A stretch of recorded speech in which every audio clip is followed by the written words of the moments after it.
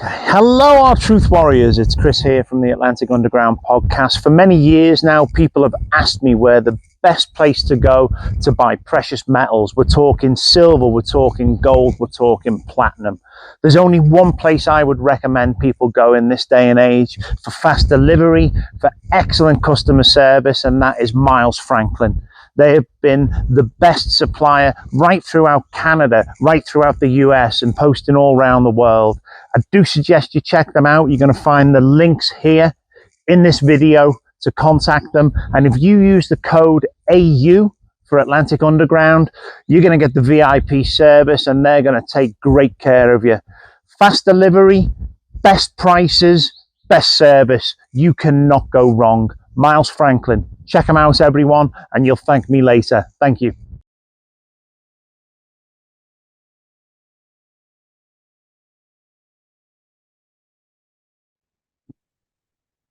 Hello, our truth warriors, and welcome back to the Atlantic Underground. We have a returning guest, which everyone should know. We had a great time last time, so we've decided to do it on a frequent basis now. And it's just basically we're going to have a chat, follow what's going on in the news, talk about what's going on in the world, and catch up, just like friends will do when they go to the pub and have a beer. I must have to welcome back today a good friend of ours, Tiana. How are you, dear?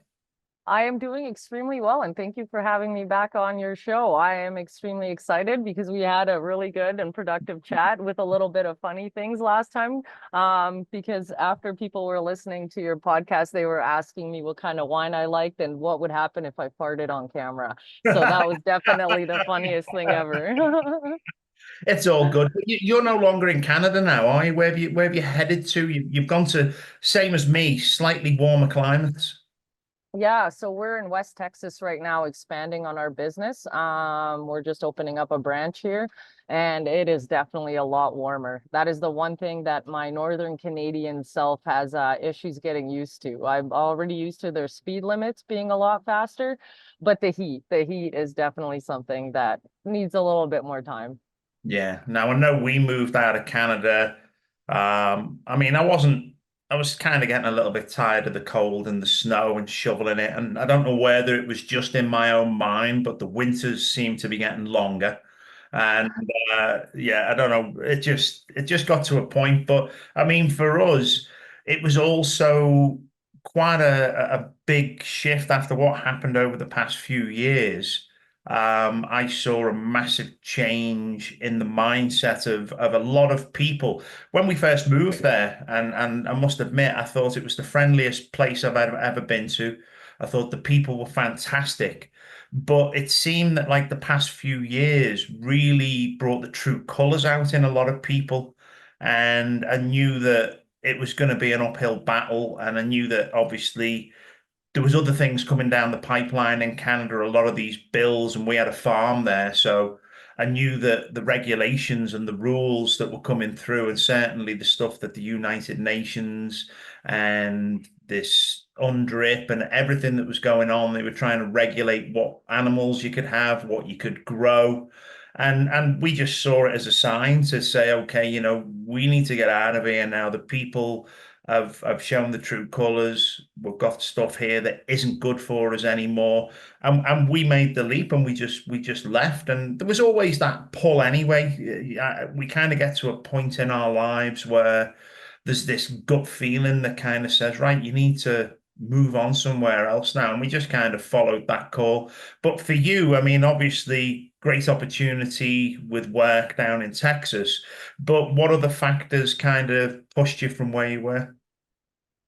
So it was the same thing. We had land, we were flipping houses, and the regulation was just getting a little bit too much. We also had an oil field business, still do up in Canada, and it's just the regulations and the red tape that you have to jump through.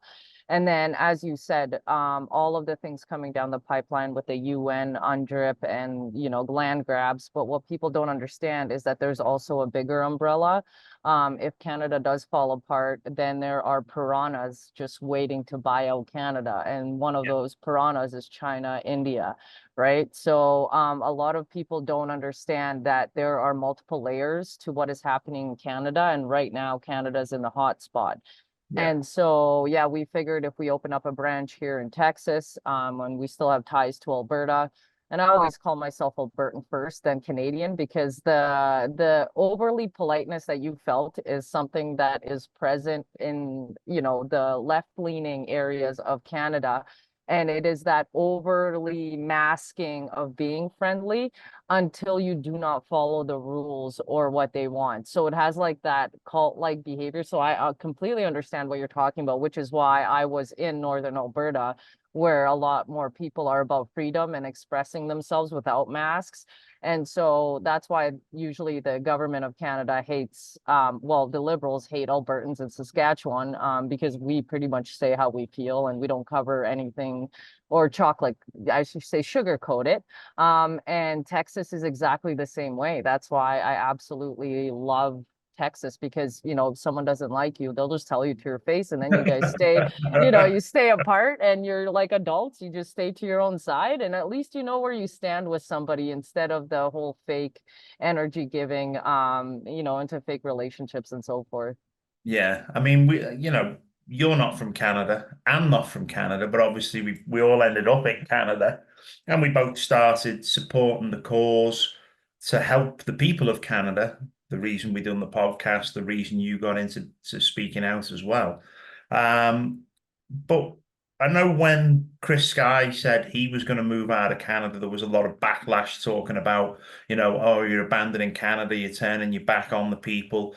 And, there's been a few comments made about me leaving as well, even though I'm not Canadian and I was doing everything and still do everything I can, to try and help the people there interviewing. We did one on the new bill that's trying to get pushed through with a lawyer. And a lot of the people I speak to still, are Canadians fighting for the cause. But have you received any comments or backlash from moving out of there yourself? Oh yeah. Oh yeah. On X, I received so much hate, and all of a sudden immediately I got labeled as just a stupid immigrant to Canada, not a real Canadian, and then the racism and the true colors come out, right? Because as long as that mask is still there, but then the minute you try and do better for yourself, not realizing, hey, I'm actually in a better position right now under US VPN, under IP addresses, that I can actually put that message a lot further than when I was in Canada under all of these different censorship bills, Yeah. and still fighting for Canada, but also still fighting for my business. Yeah. A lot of people do not like it when you move out. It's kind of like that crab in a bucket mentality, and that is a hard thing for some Canadians to let go. Most Canadians completely understand it, but there is a level of Canadians that they want that crab in the bucket because they don't have the opportunities. I actually got told by a single mom that I was abandoning all single mothers in Canada with this move to Texas. Yeah. It's And like how does that even remotely make sense in your brain? Like, you have to be your own savior. I cannot save you. Me being in Canada does no different than me being here and still exposing all of this stuff. But there are just certain people who cannot get past their own egos and their own self-centeredness.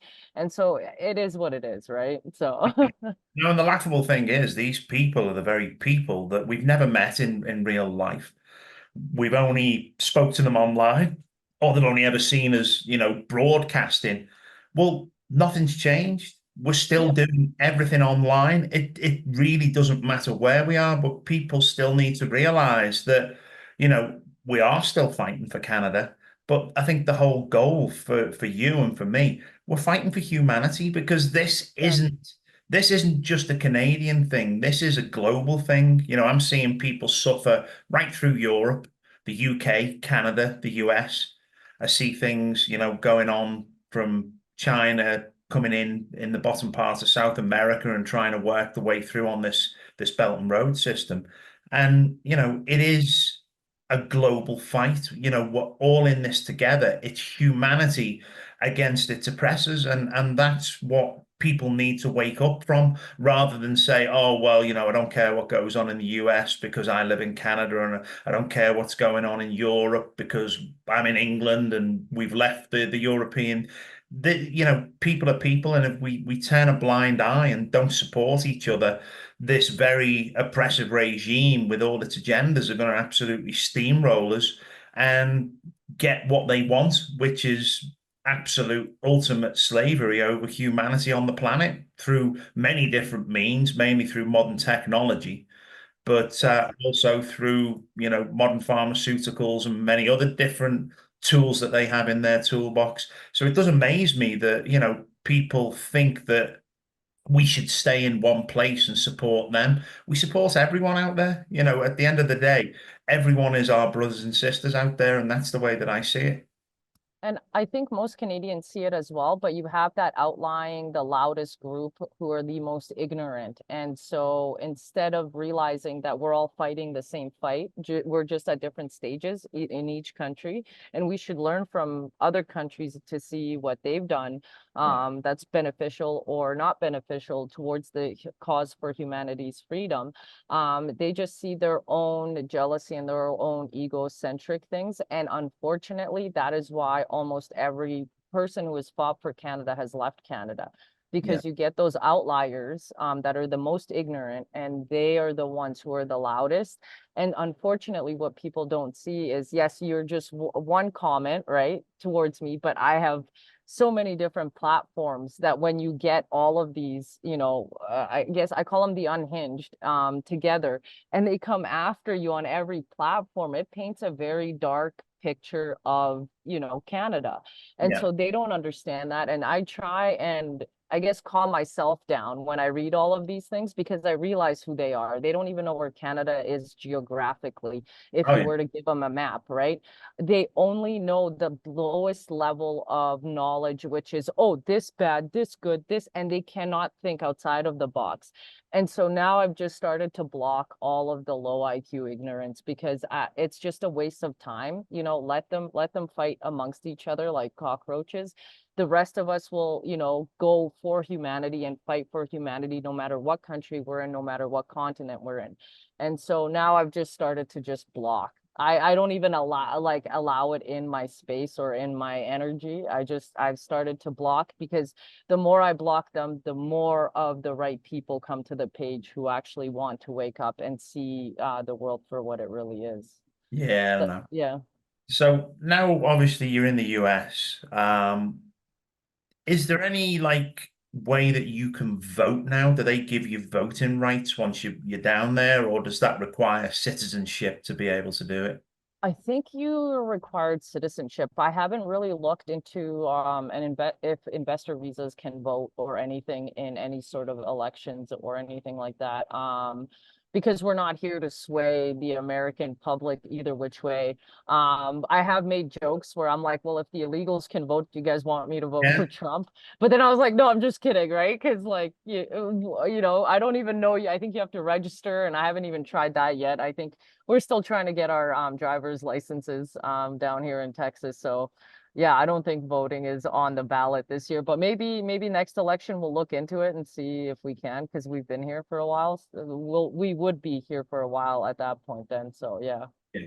No. Did you hear about speaking of Trump, did you hear about Trump the other day that somebody tried to assassinate him and shoot him in the ear on the golf course again? Yeah, I saw that. And then I saw the investigations into the guy. There's an account who really went in far and deep, and it looks like he might be an asset, an inside asset for the government. Yeah. So it's bewildering that this is the second attempt, and people don't really realize that there is a lot more at play than just a show or a theatrical show at this point. So Apparently, Trump wasn't too bothered while he was playing golf because he already had a hole in one. that is awesome. That is so something Trump would say too. And speaking of golf, do you know what Biden's handicap is? No, please tell me. Yeah, he has to go and shit in the bunker like the fucking immigrants. Oh my gosh. That's awesome. Yeah, there's going to be a load of people screaming at the screen now, calling us racists and Trump lovers, and oh yeah, I can say, yeah, we're staring at. Oh, We should, honest. we shouldn't, but we do. But speaking of migrants, I interviewed Michael Yon the other week, and we interviewed JJ Carell, who's one of the border agents. Well, what was a border agent at Texas. He's bringing a documentary out about what's going on. But are you seeing a lot of illegals where you are in Texas, or by the time where they get to where you are they kind of dispersed out more into the cities? I don't know who's illegal or who's not, just because we've been here, well, I've only been here for about 3, 4 months now. So I haven't really noticed, because I mean, I'm in the oil field, right? So you're going to get everybody from the entire country, and it's a mixture of cultures. And I haven't really gone up to anyone and asked them if they're legal or illegal yet. But I've heard that there is a huge influx, especially since they come over the border. Apparently they go to California and New York, and New Yeah, York and California are seeing a huge influx of people. So, yeah. but where I am right now, it's a small town, it's in the country. So yeah. Yeah. I keep seeing a lot of videos from Canada, and like there seems to be a big problem up there now with a lot of illegals entering Canada.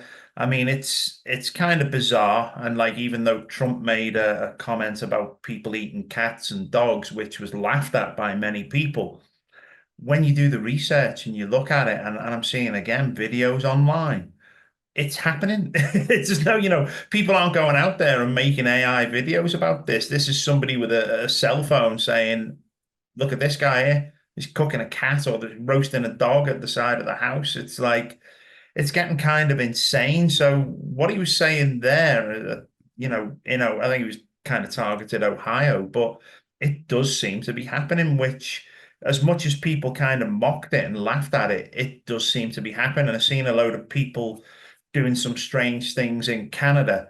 But, do you see this happening for a reason? It's not a case that they can't afford to man and police these borders. They seem to just be allowing this to happen. And obviously, I imagine Trudeau's behind it, and obviously Biden was behind it, signing some kind of executive order on day one when he took the presidency. But what do you think the real purpose is behind flooding the countries? Because it's happening in Europe, it's happening in the UK, it's happening in Ireland, Canada, US now. Nowhere seems to be untouched by this. But it really is a very organized and deliberate thing. What do you think the real purpose is behind this? Is it just to make the country unstable, or what are you thinking the purpose is behind it? Well, with the cabal, there's always multiple purposes to everything that they do. So there's multifaceted things. Canada and the US have always welcomed immigrants, but legally, right? On a point system. So even when my parents came here, it was a point system. Are you educated? Do you have enough savings? Will you be on welfare? And all of these things. And then you were allowed in the country. And there was not an influx of immigrants, but a stable migration of legal immigrants who would then how should I say this? I guess learn the Canadian culture, integrate into society. And it was a smoother flowing thing. But now what they're doing is they're flooding the countries with prisoners, the bottom of the bottom in societies of different countries. So it's not Yeah. just, and the reason why they want to do this is one, there is a UN document that says the Great Displacement. And it is an actual document. It's online, and it's because of the low birth rates in all of these Western countries that they want to now put immigrants in, no matter what qualifications, like unqualified prisoners, prisoners, and they will take anybody in. So one, it's a replacement theory because of the aging population. Then you have the many vax injured now and all those who passed away from the vaccine, which was also calculated. So now you need to replace that workforce in that sense of the way. Then you have the destabilization of a country as well. So if you flood people with absolutely no values for their own countries into Western society, you get an immense clash. So you are seeing this even from old immigrants like myself and immigrants who are from India, whether from Pakistan or Punjabi Sikhs, Muslims. They're all saying the same thing. These people do not represent the rest of us who have Yeah. integrated into Canada and society. Like, these are the bottom of the barrel that came from these countries, and the government wants to do that on purpose to not just destabilize a country, but demoralize it, and then to bring up racism. The sad part is I have a lot of followers who are immigrants, who are Muslim, Punjabi, Sikhs, who are telling me, hey, you're the only conservative, I guess, voice out there who's not using racial things against each other. Mhm. And not like, can you tell the other conservatives? Because what's happening right now is within the older Sikh communities who have been Yeah. in Canada for years, they're saying, hey, the conservatives and the PPC group seem really racist against us, so why should we vote them in? So now it's creating an even bigger split, which is what the Liberals, the NDP, the Bloc Québécois, all of those parties who are on the same side of the UN sellout are saying the same thing. And Yeah. so, it is an entire multifaceted 5D level chess game that they're playing. And unfortunately, every time they execute something, such as the vaccine, there are multiple reasons why they do this. One was to depopulate. The other one is to make more pharmaceutical patients for years to come, because now people are going to be addicted to 5, 10 drugs, for life. Yeah. It was also to take out certain people out of the workforce because the economy can't handle it, because boomers are living a lot longer, and that wasn't anticipated. So now they have shortened everybody's lifespan so that we don't have that problem again, because we have a population boom. And I mean, it's a multifaceted cabal game that a lot of people do not see. And when you come out and say this with all of the proof, people don't want to see it. They just want to see that one problem and focus straight on it.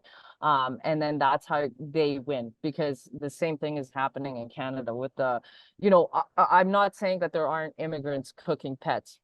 Absolutely. I mean, where Yeah. there's smoke, there's fire, right? But what people need to realize is it needs to be not categorized.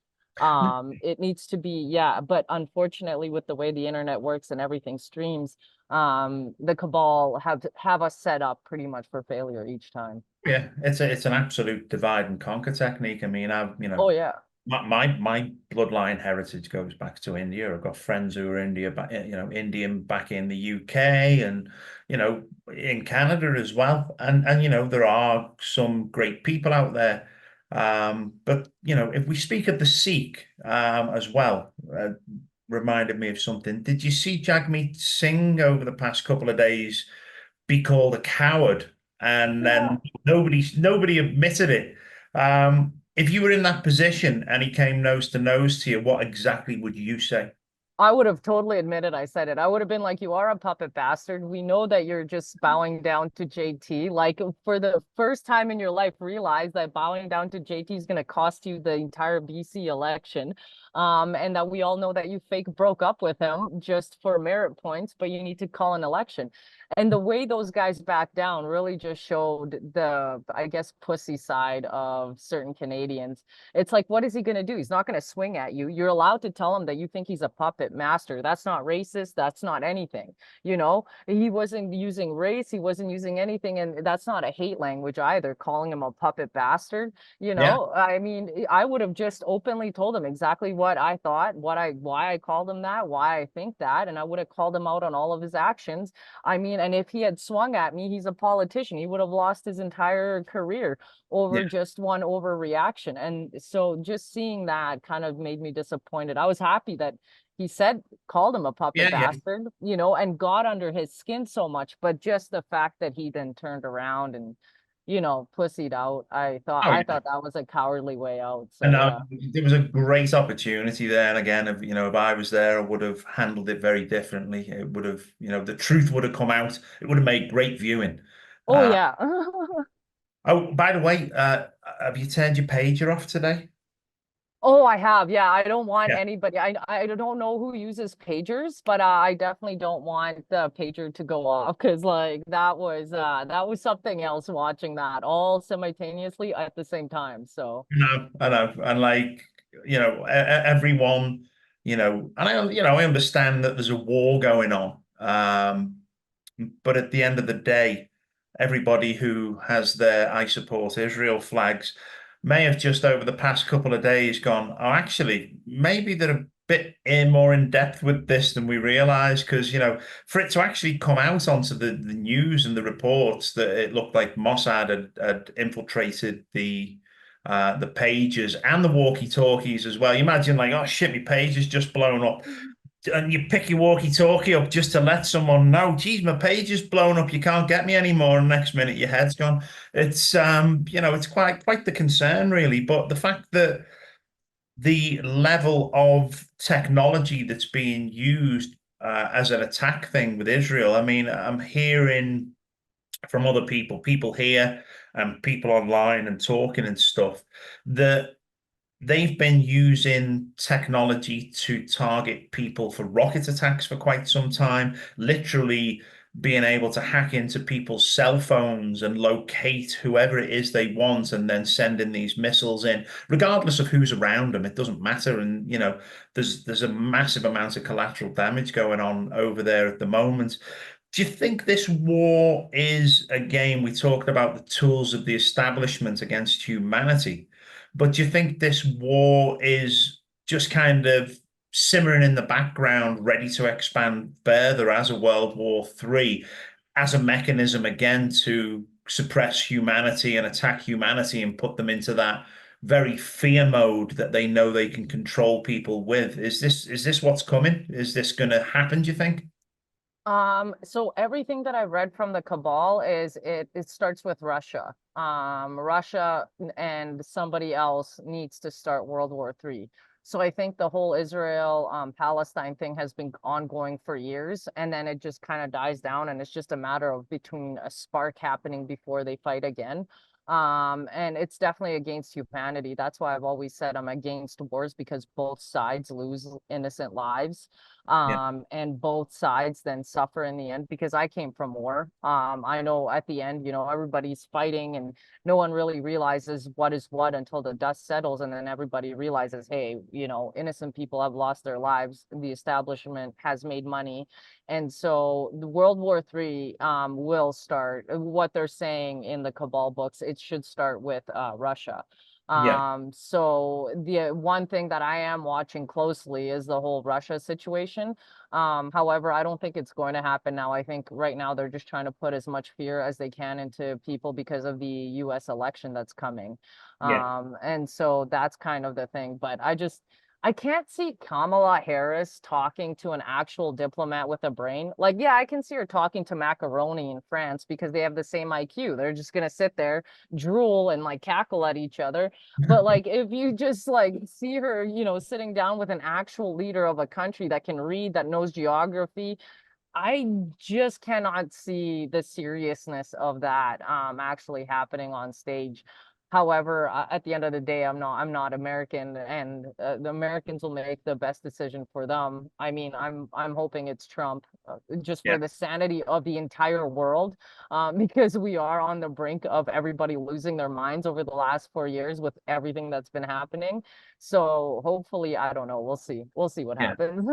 I know, and like we saw cackling camel toe in the debate, and like, but I must admit, like everything I've seen about her, where she's saying these weird sayings over and over again, and all this strange stuff.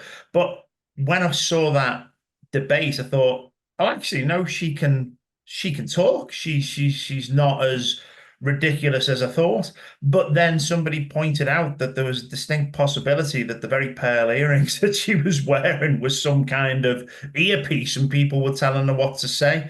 Did anything else come of that? Do we know that was for sure, or is it just again another one of our conspiracy theories that was the thing? Because it did seem to be a very different woman to what I've seen online prior. Yeah, I think Kamala Harris does have it in her to be an intelligent human being and like formulate sentences and have an actual conversation. But because she's pandering to the Democrats, she has to put on the level that they think the Democrats' IQ is at. And so, of course, if she's cackling and being an idiot and a clown, she will bring in more Democrat voters because they feel like they relate to her in that sense. It's the same tactic that Justin Trudeau used as well, where he said, we're not taking away guns. And he had an actual very great platform when he was running to win the first election. I mean, if you listen to Justin Trudeau before the first election in 2014, you would have said this guy's really well spoken, like, all of this stuff. I've never liked him. I've always said, like, if we vote for a Liberal, like, we are done, because I knew what was coming. But he sold himself really well to his demographic. And then once the act was over and he won the election, we saw who Justin Trudeau really is, which is a water bottle box thingy, right? And so you realize that the acting in the beginning was just an act to get people to relate to him. And Kamala Harris is playing the exact same thing. She's playing that, clown nut job. And then when she has to, she will actually talk. But I think it's still an act. Yeah. I think if you put her on the spot without any coercion or, I think she would get lost really quick. Same with Justin Trudeau. Oh yeah. If you want to get on a plane or a train, you better think again. Yeah. Yeah, pretty You much. don't mind everybody. But like, we've got now a situation where, obviously he doesn't want to leave his position of power, does Trudeau? He wants to stay where he is. But I'm seeing Pierre Polyester, who is now actually a good speaker, and it seems to be playing to a lot of people with his arguments within sessions and different things. But regardless of how he is speaking well, I've still got this gut feeling that he is the Pied Piper leading people down the wrong path. And regardless of him saying he's got nothing to do with the World Economic Forum and other things, there's just something I don't like about him. There's just something that I don't think I could trust. And I think that he is very much still part of the establishment. But most people are that sick of Trudeau that they'll probably vote for him, and he probably will become the next Prime Minister of Canada. What are your thoughts on this guy? Because to me, he seems a little bit too good to be true. Here's the thing, all politicians, all of them should not be trusted because they all have puppet masters. And that even goes for Maxime Bernier.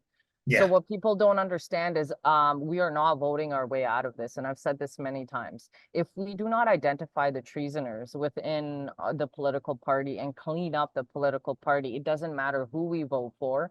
The cycle will continue where the globalists will have latched on to Canada. And so I've explained this on the Sean Newman podcast.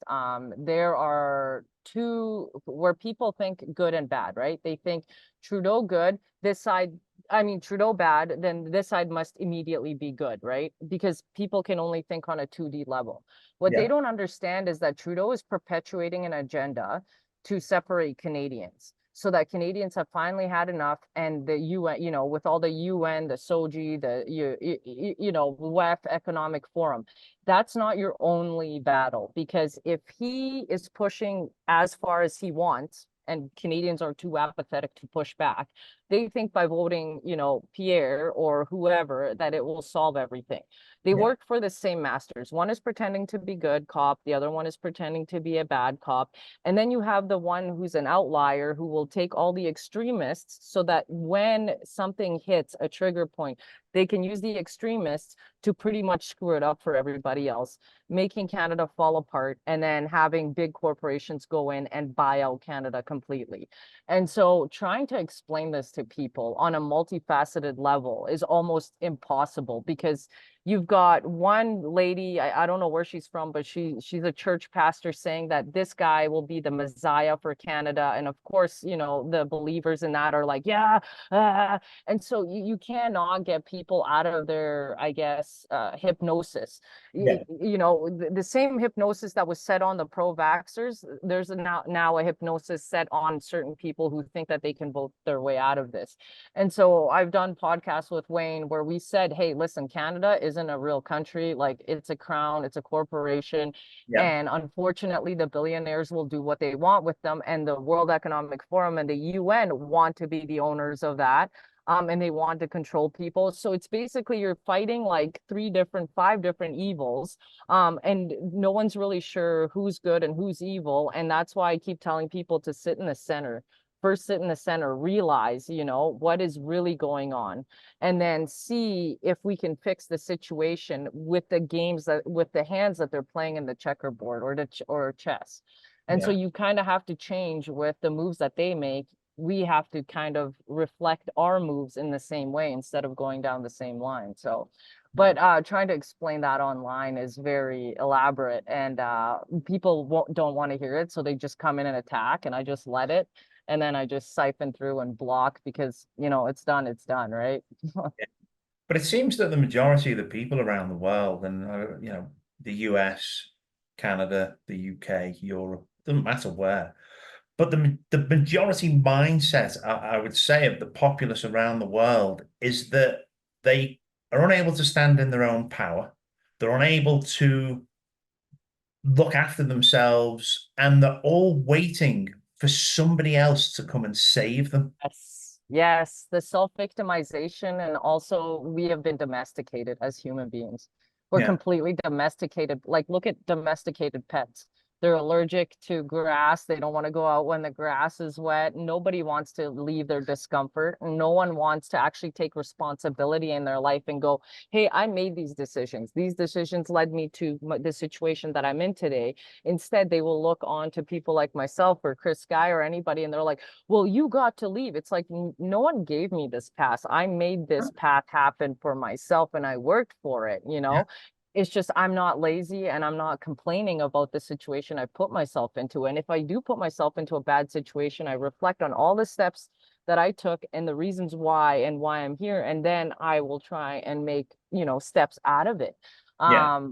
So we have been domesticated by the cabal for many years. I mean, centuries. And now we're just lazy. We think, you know, it all started with the whole, I support France, or I stand with this little flags on Facebook, right? Remember those? Like, if Oh something yeah. bad happened somewhere, I stand with this.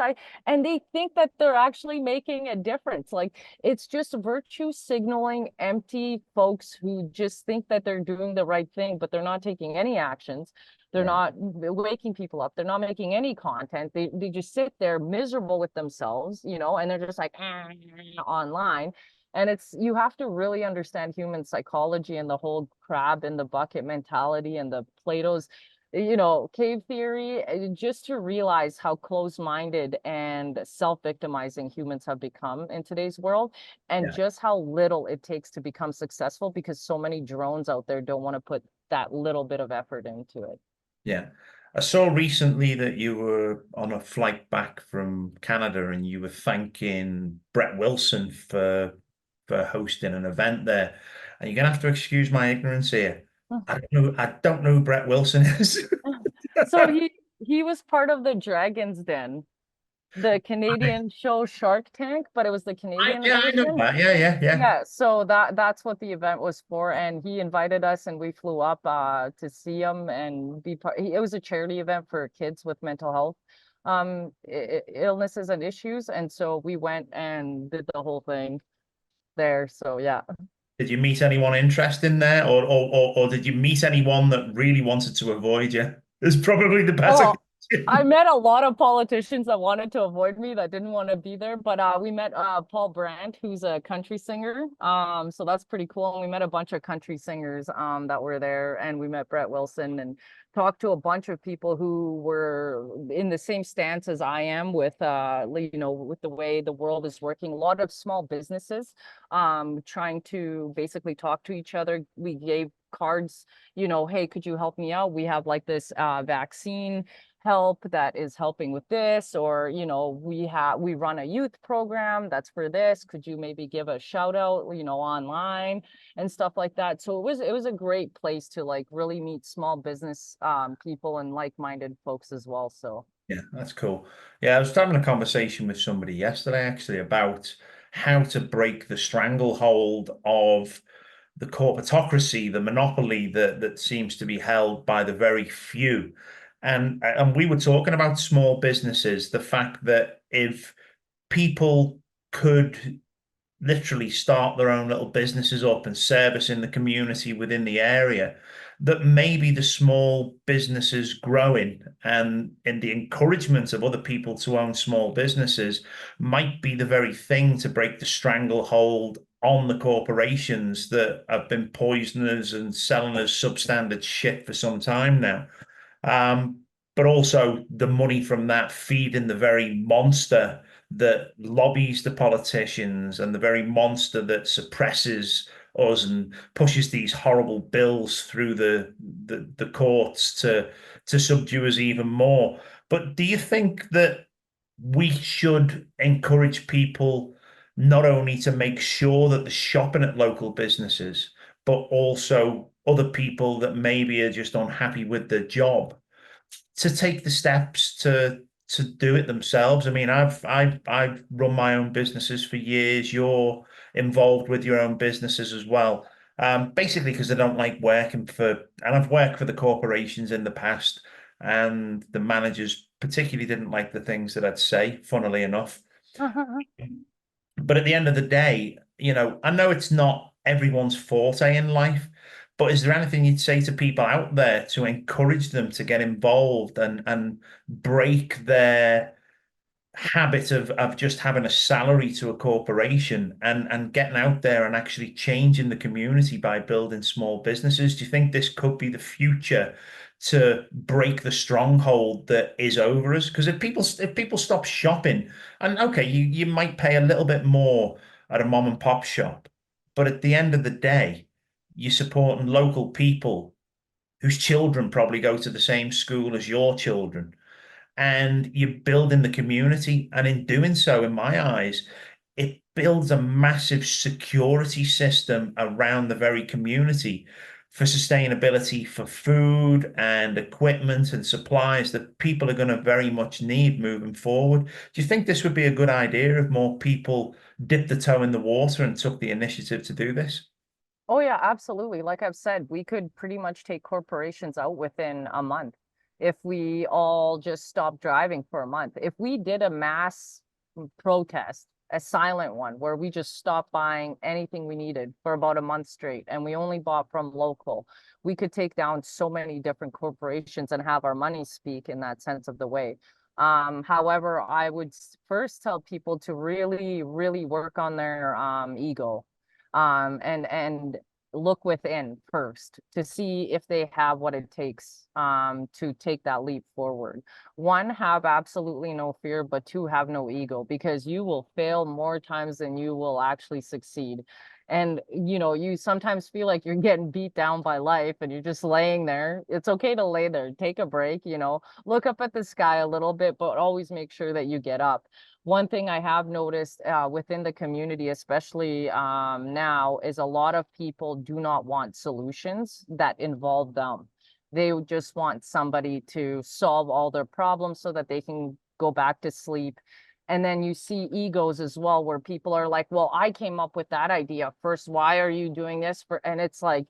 wow, it's almost like dealing with children. It's like I've never left elementary school. Now that I've gone back online, I've realized that people have stopped maturing at the age of 13 upstairs, and that is pretty much just ego driven with most of the people. So when I do offer help, a lot of people will come up with 20 problems of why it won't work, Yeah, rather than giving it a shot and trying to see if it would work. yeah, And so it gets discouraging. So on one hand, you can tell people exactly how we could fix all of these problems, but you're going to come along, those people are going to come along and say, well, here's 20 problems with this. Why are we doing another app? We're never going to get rid of technology. Unfortunately, we are here, And it's a tool. It can be Oh, used yeah. for bad or good. And so we have to, decipher that. Oh no, we have to go door to door. It's like, you want to go door to door to 8 billion people, with a flyer? Like, come on. And then you just get the most ridiculous comments. And then eventually you're just like, here's a solution. If you want to use it, use it. If not, but a lot of people need to come to terms with their own jealousy and their own issues internally in order to realize, hey, am I not buying locally because I'm jealous of my neighbor and I don't want him to have more than me? And am I giving money to Walmart because Walmart is a faceless corporation that I don't really see? That's the underlying issue of why small businesses haven't worked out in the past and why corporations have been able to come in and monopolize everything. Yeah. But it would take somebody like Brett Wilson, if he put something online and had free online training where people could go and they could learn all about how to set a business up and where, literally just a step-by-step guide teaching people with videos. Brett Wilson could put something like that out for free. And then at the bottom of it, once people got the businesses running, what about if those people filled in the form to say, thanks very much for the course, this is what I'm doing? And basically, Brett Wilson would have the whole scope of seeing where there would be potential investments into businesses for him, for the likes of, what he does on the likes of Shark Tank and whatever. So it would only take somebody like him to encourage people out there to start the small businesses themselves, and it would be beneficial to him because it would give him the opportunity to seek and create investment opportunities moving forward. Maybe we could fire him the idea over, or maybe we'll send him this video and say, Yes. hey, Yeah, maybe he'll see this and he'll see an opportunity and investment and also a great cause for the people of Canada, and he might actually take it up. I'm not sure. I don't yeah, know what his time what his time looks like or how busy he is, but it's worth a shot, right? So, or yeah, anybody out there come and talk listening. to us. Come and talk to us, Brett. We've got some good ideas. Anyway, you mentioned just then about not driving for a month would cripple a lot of the corporate system.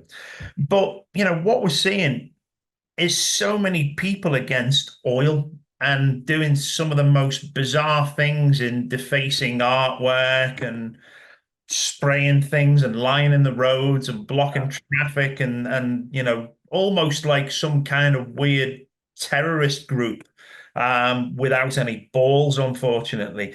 But do they not realize that what oil's used for?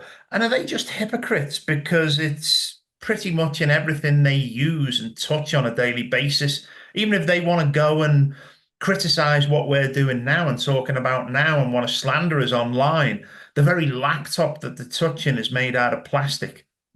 So Yep. it's, are they, what's the purpose behind this? Is this something again that has the likes of the fingers of George Soros behind it, or is it a movement that is deliberately destabilizing things?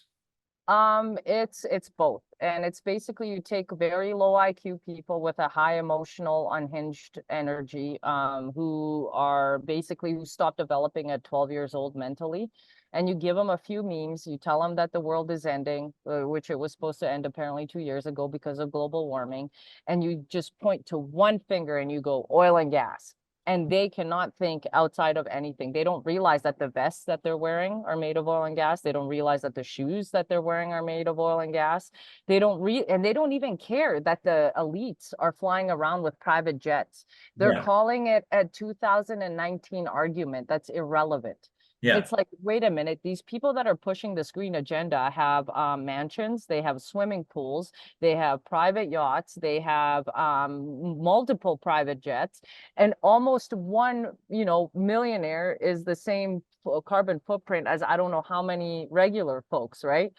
So what they want is they want to take more away from the people, so that they can pretty much stifle us as regular beings so that we can't move, we can't fly, we can't go anywhere. We're going to have a carbon footprint attached to us like a number, just same with a credit score, and what we put out there. And unfortunately, if you're rich, you can pay that, just like, your credit score. You can pay off anything if you're rich.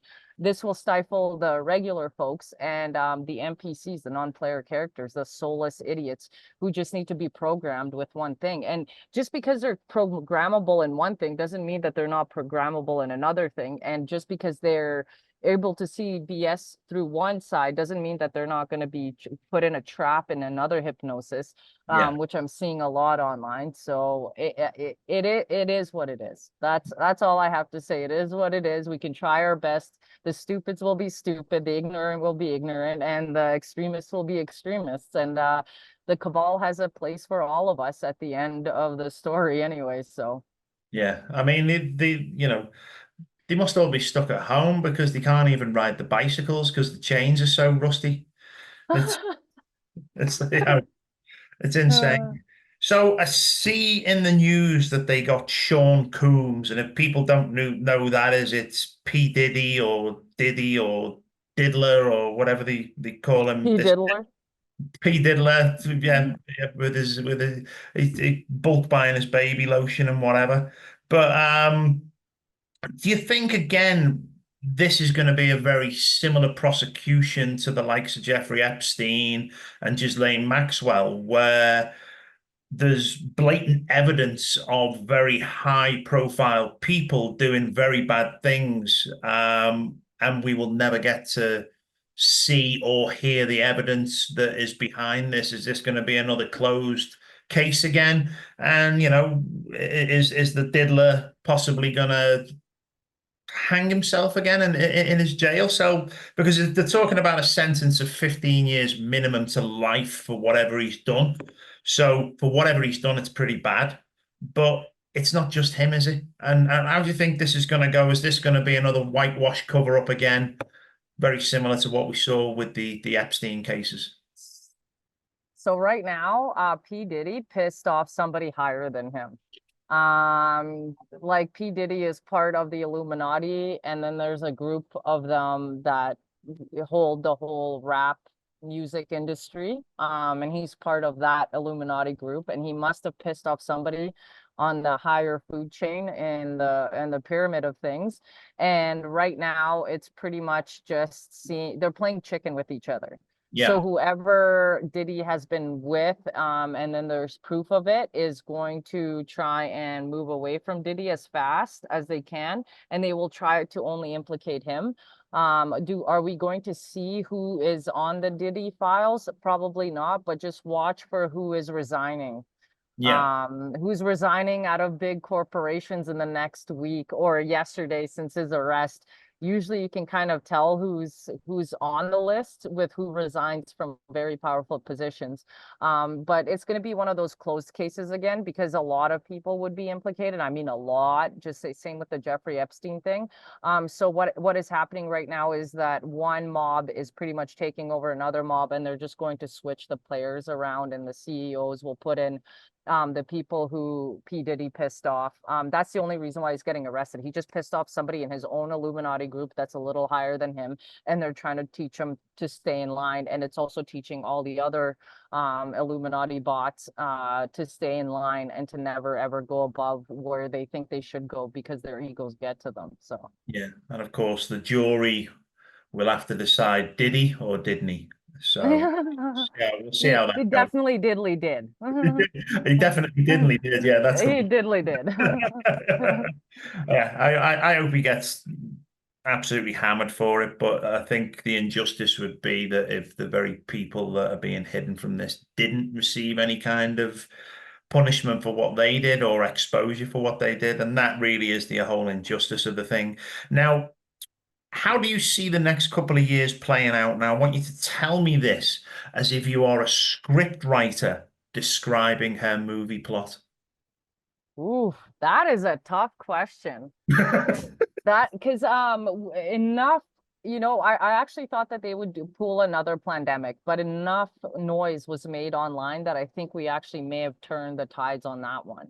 I know the Um, monkeypox thing's gone very quiet the past couple of weeks. It was like full on. yeah, And then away it went again. And then, the diddlers and all the other headlines and Trump getting a hole in one and nearly getting a hole in two. It's like, it's all, you know, it's all just distractions. But yeah, I noticed that. I thought that was a little bit strange, but yeah, maybe hopefully the voices were enough to push that back.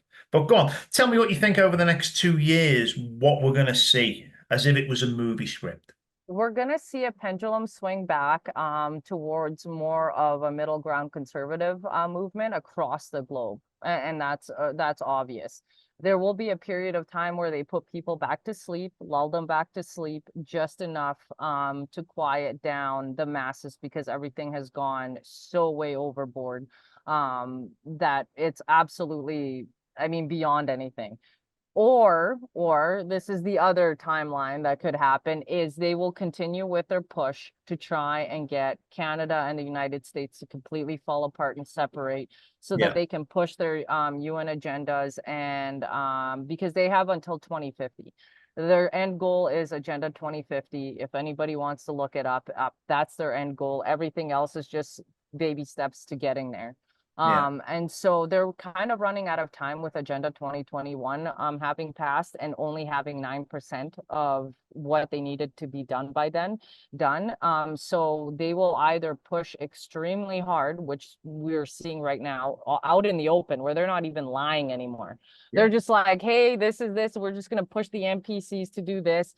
And then if that happens, there probably will be a great reveal where they reveal, somebody comes out and reveals absolutely anything and everything that has been done as a last chance to push the cabal back into the shadows. yeah. Either way, it's going to come to the same point of people's emotions erupting, but in physical terms, I Yeah, guess. and obviously one of the big tools, one of the big beating sticks that I see them pushing forward, and it's already in place, just ready to unleash, is this central bank digital currency. And that does concern me, because once they do that and then they push for the digital ID system, it's another nail in the coffin of humanity to basically strip the rights from people. Do you think they'll actually succeed with the central bank digital currency, or can we influence enough people to push back and make enough online noise that it won't roll ahead in very much the similar way that the monkeypox hasn't moved forward at the moment? Honestly, with monetary value, it's going to be a lot different, because what they're going to do is they're going to crash the economies. And they're going to say that the basically uh, going into digital currency will be our savior. And unfortunately, people are scared of losing their livelihoods. They're very attached to their homes, their cars, their material possessions, that they will 100% succeed in that. And Yeah. all they need is just one voice that they have trusted over the last 4 years to push the digital IDs and actually say this will be a good thing, and it won't go as far as the conspiracy theories say, that a lot of people will definitely take it on as a form of ledger. Now, as I've always said, where there's a problem, there's always a solution, and there's always a way of going around it and flourishing in that state. So, And yeah. that, as you said about the people that don't want to lose the house and they don't want to lose the car or the lifestyle they have, in not speaking up against the very establishment that is drip feeding them everything that they've got, I don't think they realize that the you will own nothing and be happy thing means that they won't own the house anymore and they won't own the car. They may still get the use of it, and maybe that might be enough to keep them satisfied. But it's very likely that if they bring out the central bank digital currency and they move forward with the very agendas that they're really kind of plowing ahead with now, that people are gonna be renting whatever they own back for some kind of tokenized credit that they're given from the government, whether that's under a universal basic income or whether they revalue your assets and give you so many credits in this digital system. But they really do want us to own nothing and supposedly be happy. I'm not sure how people can be happy, but why aren't people seeing that they're digging their own graves by complying to this very system? And what's it going to take to change the minds? Honestly, that's the one thing that I've been kind of hitting the wall with people is that internalized egotistical jealousy of one another, right? So if I have more than my neighbor, then I am better in life, not realizing that, yeah, momentarily you might keep your home, but then eventually everybody will end up in the gulags as the exact same thing, because that is what they want. They want us all as their serfs, like plebs, to, them being the kings and queens. Like, same thing with the Hunger Games, right? Yeah. And then even if you get to that level where everyone's in poverty, you will still get rats within the system who think that they will get a good boy pat on their heads if they go against their neighbors and, tattle on them, to the elite or whatever. So what it takes is for people to really, really internally look inside, realize where you are failing in life, why you feel the way you do, where the ego lies, where the narcissism lies, and then try and work on that. Because if people do not work on their own shadow selves and their own demons, society, it just comes through in society. And that's what we're seeing right now. Everyone's like, oh, why does it keep getting worse? Well, look at the narcissism that is being pushed through in culture and media and everything. Look at the self-victimization, it's not my fault I'm like this, it's capitalism's fault. It's like, what on earth are you guys even talking about? Yeah. Take the matter of life in your own hands and realize that you are the person. And unfortunately, this narcissistic egotistical sickness is just coming out and playing out in politics, in the world, in corporations. And unless we don't look inside ourselves and fix that, we're not fixing anything, unfortunately. And so, yeah, people can virtue signal that they are, but at the end of the day, they'll eventually turn on you once you get to a certain level, because they feel like they deserve that, not you, So, yeah. Yeah. So let's throw a curveball in right now. What if our destiny in this human adventure experience is already predetermined and we have no control over what goes on and we should just let it all play out? You know what? I've actually thought about that. I've thought about it. I'm like, what if all of this is already pre-written and I'm just going against like my destiny? And sometimes I've just let it go, where I'm like, hey, I'll just bedrock for like a month and see where it goes and see what happens and see what doesn't. But I think we have the butterfly effect, that was in the movie, where if you change the tiniest little thing, it changes something else because of quantum Yeah. whatever physics and all of that with the Ripple string effect. theory. Like the Yeah, the ripple. ripple effect. And you know what? At the end of the day, if it was all pre-written and we were meant to fight this, and at the end what happens, we can't change that. But what if we can change it and it's not pre-written? Then we do have the chance of at least fixing it. So Yeah. on one hand, you have something that's going to happen anyway. On the other hand, there's a possibility that we could change the outcome of things. So why not try, right? Yeah, absolutely. Okay. What's best? Cats or dogs? For pets, or Yeah, not for eating. I'm not on about. oh, okay. I was like, where are we going with this? Just because of the climate situation. Well, actually, I've got 2 cats and 3 dogs. We adopted another little one, rescued him actually from a gas station where he was left to die. So now I have 3 dogs and 2 cats, and I've just got a zoo going on. So I just want the distribution system to stop picking me because I can't take it anymore. No, it sounds familiar. We were up to 7 dogs about a month ago. We managed to get one of them adopted. We've got 2 foster ones at the moment. Oh, And then we've got the 3 that we bought from Canada, and then we come down here, and then we ended up adopting 3 cats. So oh. it's yeah, but I like dogs. When I talk to dogs, I think they know what I'm saying. But when I talk to a cat, I think a cat looks at me and like, I own you. Just feed me.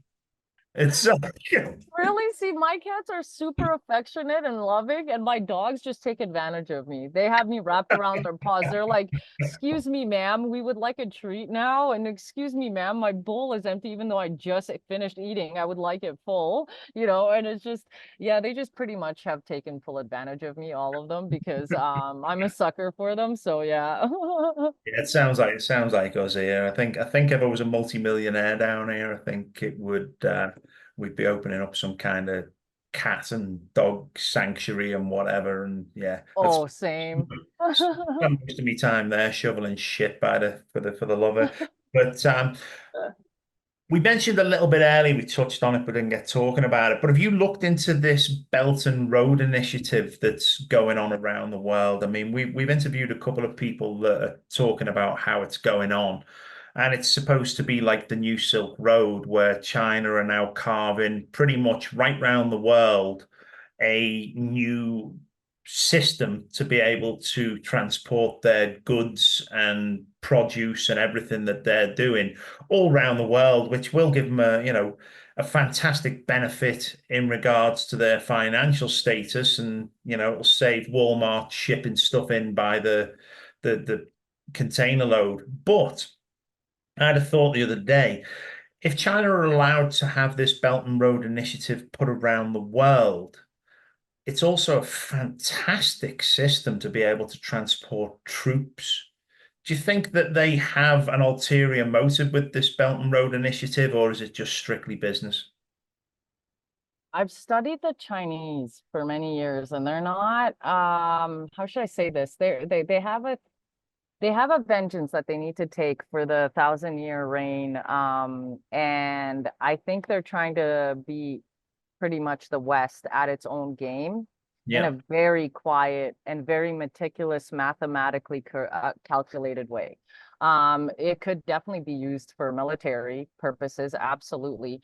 But China likes to play it more in a diplomatic way, because no one can implicate China in anything so far because they're so well calculated and placed within Western society, and they have pretty much have us by the balls. Like, I'm just gonna say they have the West by the balls because of the infrastructure that they built. And then when they go around the world, I don't know if you have heard, but if they go into any of the African countries or South Latin American countries, they're offering people money for their infrastructures and teaching them things, whereas the West is going into these countries saying, oh, you need to teach LGBTQ things, or we're going to give you 20 Yeah. million. And so Yeah. you can't change the mind of people in South, like Latin America and Africa.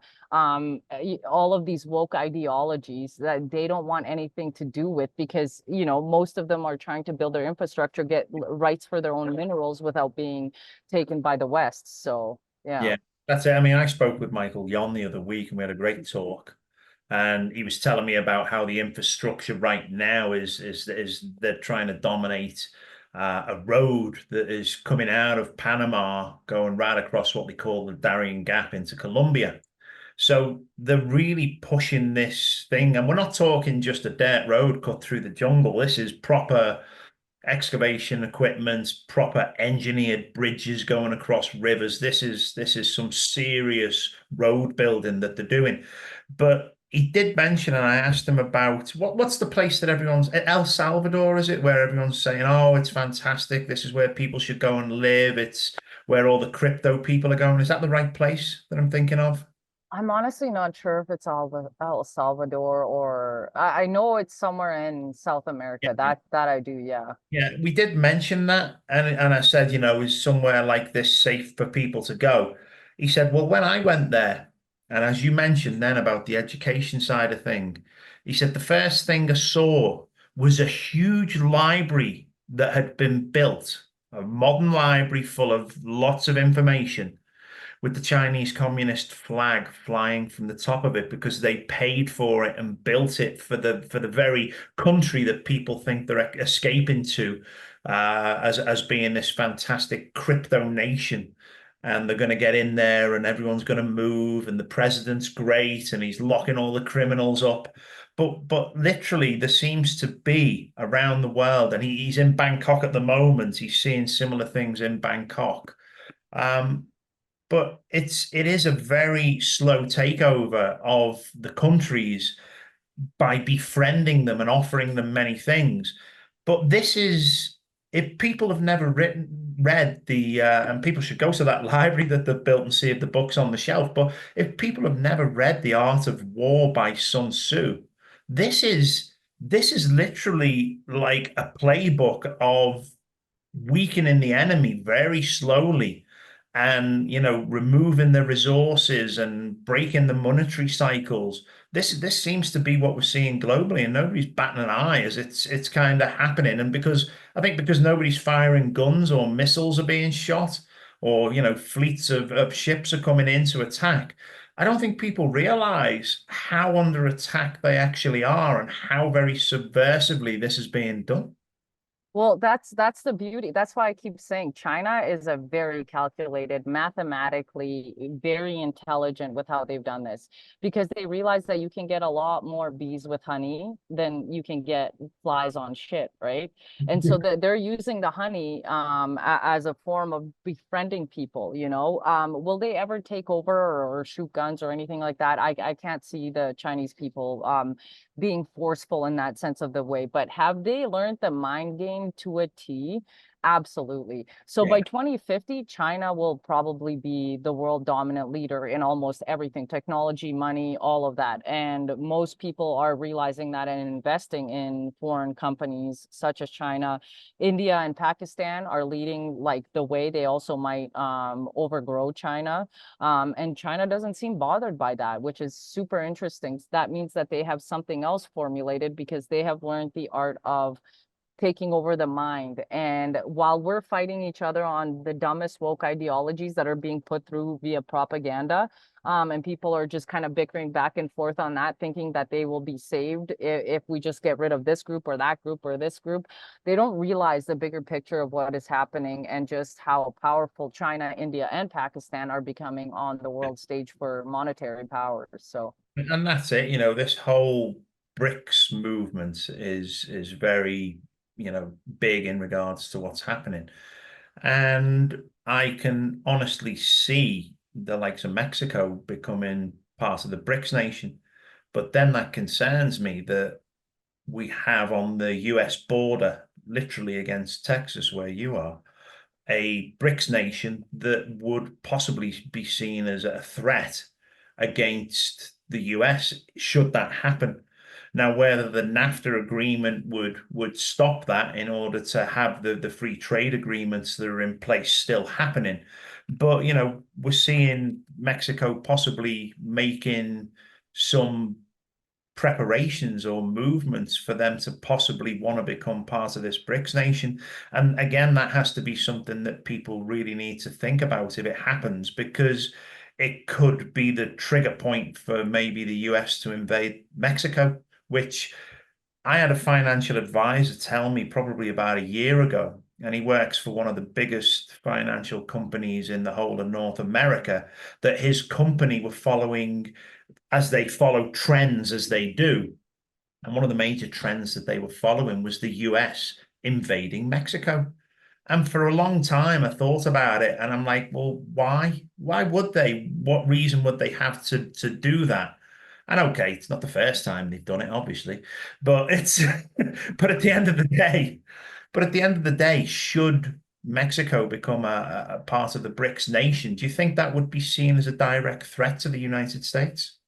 that would actually play out their Agenda 2050 actually really well, because once Canada falls, according to the Agenda 2050, they need something to trigger for America to split up into all of their different states, because resources, once you're not a country, you don't really have a military, you become smaller, you become weaker, separated. And that's when the large corporations can come in and just buy out anything and everything that they want. So um, if I were somebody who would be investing in things, like I see the trend. People are investing in India and China because they're going to be the powerhouses of 2050. Yeah. Unfortunately, the Western countries have been so broken with this entire woke thing that doesn't even matter. It's just people playing each other, you know what I mean? On a surface level to keep our minds busy, while they pretty much do put their plays into pieces Oh, yeah. for the eventual collapse of the West. So You can imagine it, can't you? A huge Chinese corporation. Oh, can we move to your state or country and put a huge infrastructure in for factories, building this and building that? And the governments are going to be like, as long as you put a rainbow flag on it, that's fine. yeah. Like, we're good with that. Yeah, it's all fine as long as you respect. as long as you train your staff in diversity and inclusion, then you've met the criteria and everything will be good. And that's the insanity of this corporate level of what we're seeing right now, and kind of pisses me off. And I've worked through it, I've seen it, I've been in corporations that have done it, and I must admit, the last big Canadian corporation that I work for, I left that corporation because I was pissed off with the constant pushing of mandatory training in regards to Oh, the minorities, the LGBTQ movement, and I said, I'm done. I'm done with it. I'm not doing it. And yeah. the management are like, well, you have to. Fuck off! I'm not fucking doing it. It's like, so I ended up leaving on quite an amusing scenario where I'm not one to plan things, of course. I wouldn't be such a scheming bastard that I'd do that. But what I did is I all the big corporate emails that I got probably for a year prior, I made sure that I kept hold of those emails to have the group distribution lists. And on the day that I was handing my resignation in, I wrote a huge email explaining to everybody within that company being Toronto Dominion, TD Bank, and sure. Oh, no way. And yeah, I sent it out to everyone. That is awesome. Right throughout, so much so I had news corporations contacting me seeing if I wanted to do an interview about it. And I'm That like, is I said, no, I've said my piece, I'm good, I'm done. that is awesome. That is so awesome. Yeah. So yeah, my part and gesture to them was one that many people within that company are not going to forget. And if anyone from TD's watching this, yeah, that was fucking me that did That that. is awesome. That is so awesome. So Uh, anyway, you had a big drive down from Canada to Texas, and it's a fantastic drive. I done the drive myself. It came fraught with difficulties, challenges, but we stayed off at some amazing places through the US and saw some fantastic things. So on that long drive, what did you listen to on the way down? Ooh, a bunch of things. I guess it just depends on what kind of mood I'm in. Sometimes I'll do the whole EDM music, sometimes it's country, and sometimes I'll just sit there and quiet and listen to my big dog breathe in my ear for 8 hours. That was my favorite because you just, even with the AC blowing at her, because she's a big Rottweiler, so 130 pounds, she always has to be here and she has to just do the heavy breathing, like panting in my ear for 7 hours, and then I'd make up music to her breathing. Yeah, and I'm like, yeah, so I kept myself entertained. So yeah. Yeah, Snoop Dogg. There you go. But I mean, the real answer is that you listen to the Atlantic Underground. But I'll move Oh, on. absolutely. I'll move on to the next question. It's quite Okay. so good. So, what do you think is going to happen um, to the people that won't wake up? The machine is gonna come and eat you, unfortunately. Yeah, Um, it is what it is. There's winners, there's losers, and there's those that get caught in the crossfire. And looking at it realistically, the people who don't want to wake up and they think that somebody's coming to save them, unfortunately, you're going to be waiting forever. And you're just going to have to come to the realization on your own terms, on your own time, that if you don't wake up, it is what it is, right? yeah, So, yeah, yeah. definitely. So the global elites have captured us. They've come down to my hidden underground tunnel lair here, and then they've come and grabbed you and a few other people, and they've captured us for telling the truth, and have offered us the lenient sentence of death, unfortunately. Now you get a last meal. What are you going to have? Ooh, never really thought about that. I'd go for like the most expensive thing just to cost the money, like I'd be like lobster steak, give me some like whatever, give me those gold flakes so I could poop them out when the machine gets me, just caviar, I would just rack up the bill on purpose, just to be that guy for one last like hit in the. So, do you think it matters? And for the people watching here that are so hell bent, I mean, right down here, I'm seeing a lot of people handing out flyers to mainly the US expats that are here, really kind of pushing them to vote from abroad, which is a major thing here. And people have really taken the election seriously because it is an illusion of choice, and it is an illusion that people have freedom through this vote. But do you think it matters who we vote for prime minister or president anywhere in the world? Are these people selected? These people are definitely selected, but there's different corporations that are playing the game. So you're going to have one side where corporations are going to buy us out, but at least we'll have the opportunity to work for those corporations, and we'll have the ability to, get out of the system depending on how you manage your own money and so forth. Then Yeah, the other side wants to capture us and capture our resources and everything, including the corporation. So they want to be the one world government. right. And they will provide free everything, but you will own nothing. And unfortunately, you don't have a choice, but you will be happy, or, you probably will be an outlier. So it Yeah, just depends on which corporation you want to win, because we're all pawns in the game. So does voting matter on the level for us? It just depends on which way you want to go. You've got the liberals who are pushing for the one world government under the UN and all of that. Then you've got the other side that is sold out to a lot of powerful countries around the world. And eventually they'll take hold of the resources, because digital currency needs to be backed up by resources.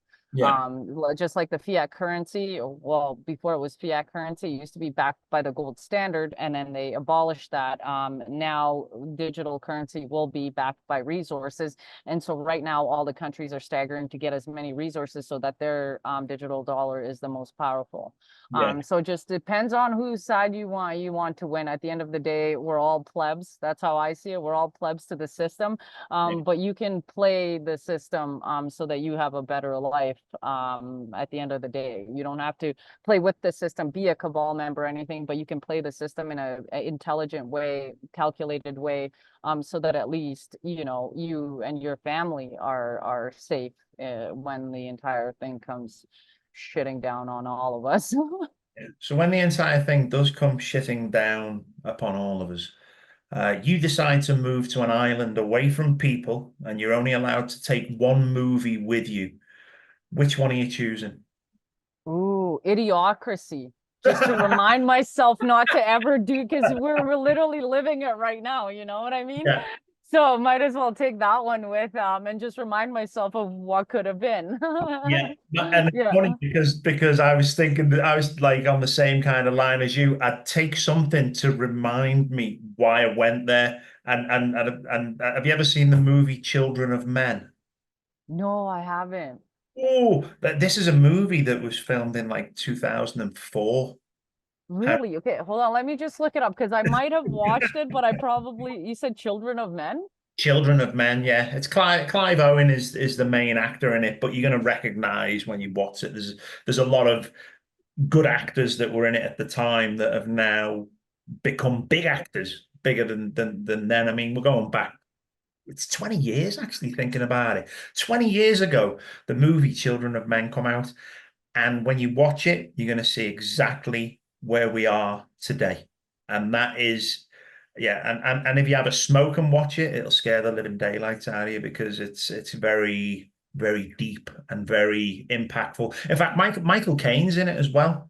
He plays Oh, he plays a really good part in it, and it's kind of good to see him playing that kind of character because it's not really his usual kind of role. But everyone out there who's watching this today, go and watch Children of Men because for something that was written 20 years ago, it's kind of like scary. It's kind of scary to watch. Anyway, so we'll wrap this up. We'll let people go away and watch Children of Men because they're all going to be very curious. And anyone that hasn't watched Idiocracy as well, they should go watch that, especially the fact that they're putting, what was it, Gatorade or whatever to yeah, water. Gatorade to grow Yeah. plants. Yeah, that was awesome. And the IQ test was basically where we're at right now. Yeah. And the main, my son pointed out the fact that Idiocracy is very reminiscent of where we are today because and don't take offense. Don't be screaming at me and sending me horrible death threats over the show notes here. Basically, because stupid people were allowed to continue to breed. Now people are going to say, "Oh, you're some kind of a eugenicist because of this." No, no, it's not that. But like we're in the shit because the gene pool, unfortunately, in this world has been allowed to become what it is, and we're in the pickle we're in because unfortunately the very system that controls us has taken full control of educating people, and that's unfortunately where we are. We've lost the free thinkers, we've lost the gritty, steel-eyed people that were determined to fight in the past. They're no longer there now. Is there anything interesting before we go now that you want to leave us with that people should know? Is there something we've missed? Is there something burning with inside that you really need to tell people today? Oof. I don't know. Just there's so much, you know what I mean? There's so much coming out in the news. There's so much mess that I think everybody needs to just go back to centering and realizing what we're fighting for instead of fighting each other on like small minuscule things. I Yeah. think people need to recenter, refocus, maybe go touch some grass for a little bit. And then we continue, you know, the fight again. Yeah, just a little. So I can't do that. I'm in Texas. It's illegal here. So I've Oh, been, I know it's been 4 months, and trust me, it the is for wine now. intake is like, yeah. It is for now, but I believe if Trump gets in, isn't he promising to legalize it right through all the states?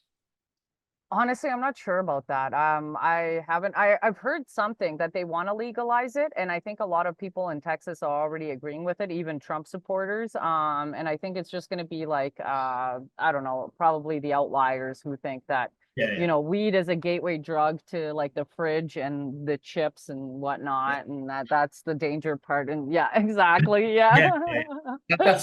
That's why we're so out of shape, of course. But yeah, no, for me, I must admit, like I enjoy it, but it's I'll get to the end of the week and I won't do it on a school night. I always say, it's not something to be doing through the week, and there's plenty of people that it's all day, every day, all you can eat. Oh yeah. But That's yeah. but with a little bit of self-discipline, Yep. a Friday night after having quite a hectic week and absorbing everything that's going on around you, it's just nice to have that little blowback, that little kickback, and just relax and just let it all go, because the next week that you've got even bigger monsters to tackle. But yeah, it is. And as you said about people, just kind of kicking back and getting away from it, and you know grounding, just for people to kind of take a step back from your life. Yep. It's very easy for you to get involved on the day-to-day mundane thing, and that very vicious cycle of getting up, going to work, coming home, doing whatever it is, putting the hockey on, whatever. People need to take themselves out of this routine and take a few steps back and literally remove themselves from everything that's going on in the world, take stock of their lives, but also take a different viewpoint, find yourself a different position to have a look at the world from, one that it's not influencing you. And I think the mindset of people would greatly change should they remove themselves just for that brief time away from the hard, steadfast beliefs that are ingrained into them. And, really look at it and say, does all this matter? Am I part of the machine? Am I part of the mechanism? And really have a good think and take stock about what they can do to actually better their lives that isn't involving financial gain. Just literally, if there's an old lady next door that's struggling, go around and mow a lawn for her. If there's somebody that needs help somewhere. A good friend of ours, Gregory Manarino, he has a website called traderschoice.net, and we do a lot of interviews with him on the financial aspects. And this guy gives free advice out every day on the stock picks that he is investing into. And he's pretty much right all the time, something like an 80 something percent return rate on the advice he gives. So you can't lose. He doesn't charge for this, it's all free. But what he says to people is pay it forward. Give some Yep. give give some money to the local dog's home, give some money to the local orphanages or whatever it is. He said if you're making good money, and you should be making good money on the free advice I'm giving you on a daily basis. Pay it forward. And could you imagine how the world would be if everybody had the mindset of paying it forward and we all started looking after each other and taking care of each other rather than trying to duck and dive and basically look after ourselves and block everyone else out there? Because unfortunately, this seems to be the mindset of the masses out there, that they're more concerned about their own self-preservation than taking care of others out there. And there are some bad elements out there, I know that. But if people could just start paying it forward and doing things to help each other out, we could create an absolute fantastic world moving forward that I'd be very happy to depart this earth and leave my children and grandchildren in. Do you think this is possible and this is attainable? Honestly, I say we try. Why not? One step at a time and see where that gets us. Maybe it brings us together as a humanity a little closer, and then we stop losing faith in humans, because the bad apples are always the loudest, right? They stink the most. Instead of like the nice apples that are so high above the tree, right? That sometimes we don't even see them. Yeah. So it would be nice to connect and actually be a community, even if it's just to one person, another person, and then, you know, one thing leads to another. And I think that's what we've forgotten as a society. And so it gets tiring. Like even all the research that I've done to try and wake up Canadians, and then to get blamed and just put, oh, just a useless immigrant. It's like, whatever. Like flush yourself Me if you too want as to. well, and if Bye. that's the case. Yeah, yeah, you know what I mean? Like it's just insane how people, because you disagree on one thing, you know, and then you get just I mean, I don't know. It is what it is. That's Yeah. what it is. And we'll leave people to think about that. Comments below, let us know what you think. Get this shared, get it out there. Because at the end of the day, the information that we share, it's not just because we like the sound of our own voices. It's because we do actually care about the people out there, and we do see you suffering, and we do hear you, and we are coming to try and bring the solutions. You're trying to do the same, and you know we are making hopefully an impact that we need to make.